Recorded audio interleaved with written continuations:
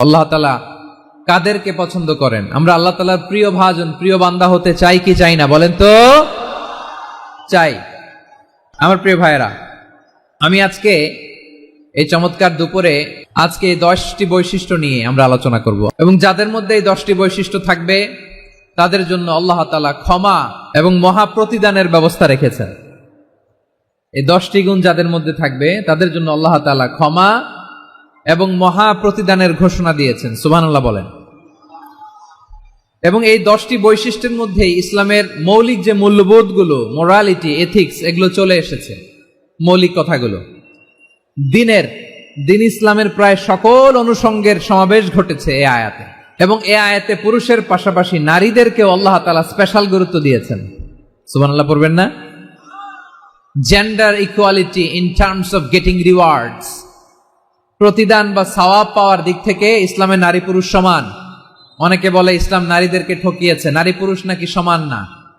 অনেক নারীবাদীরা বলেন, আমি প্রিয় বোনদের বলবো এই আয়াতের দিকে তাকান, সূরা আহজাবের 35 নম্বর আয়াতের দিকে তাকান। এই আয়াতে নারী পুরুষ সমান। সুবহানাল্লাহ বলেন তো সবাই। Gender equality in terms of getting reward, নেক কাজ করলে সওয়াব পাওয়ার ক্ষেত্রে পুরুষ যেমন নারীও তেমন। আল্লাহু আকবার। দান করলে পুরুষের যেমন সওয়াব, নারীরও তেমন সওয়াব। রোজা রাখলে পুরুষের যেমন সওয়াব, নারীরও তেমন সওয়াব। নাকি পুরুষ রোজা রাখলে বেশি সওয়াব, নারী রোজা রাখলে কম সওয়াব? হ্যাঁ, ব্যাপারটি কি এরকম না? ইকুয়াল। নেক কাজের সওয়াব বা প্রতিদান পাওয়ার দিক থেকে সবাই সমান, নারী কিংবা পুরুষ, কোনো পার্থক্য নাই। প্রিয় ভাইয়েরা, এই আয়াতে পুরুষের পাশাপাশি নারীদের কথা বিশেষভাবে বলা হয়েছে।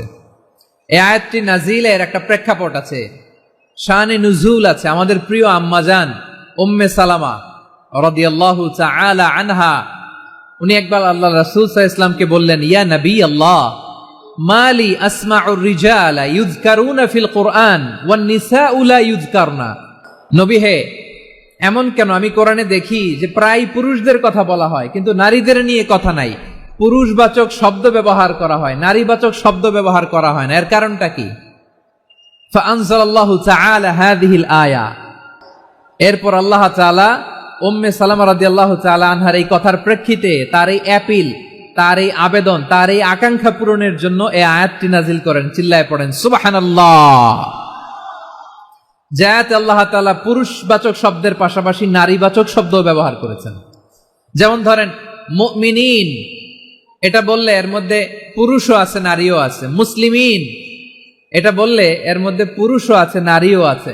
কিন্তু এই আয়াতে আল্লাহ তাআলা মুসলিমিন বলার সাথে সাথে আবার বলেছেন মুসলিমাত। ইন্নাল মুসলিমিনা ওয়াল মুসলিমাতি ওয়াল মুমিনিনা ওয়াল মুমিনাতি ওয়াল কানিতিনা ওয়াল কানিতাতি। পুরুষবাচক শব্দের পাশাপাশি আবার এক্সট্রা নারীবাচক শব্দ ব্যবহার করেছেন। আলহামদুলিল্লাহ বলেন। প্যান্ডেলে যে সমস্ত আমার বোনেরা নারীরা আছেন, আপনাদের খুব খুশি হওয়ার কথা যে উম্মে সালামা রাদিয়াল্লাহু তাআলা আনহা, আমাদের আম্মাজান বিষ্ণু ইসা ইসলামের প্রিয়তমা স্ত্রী,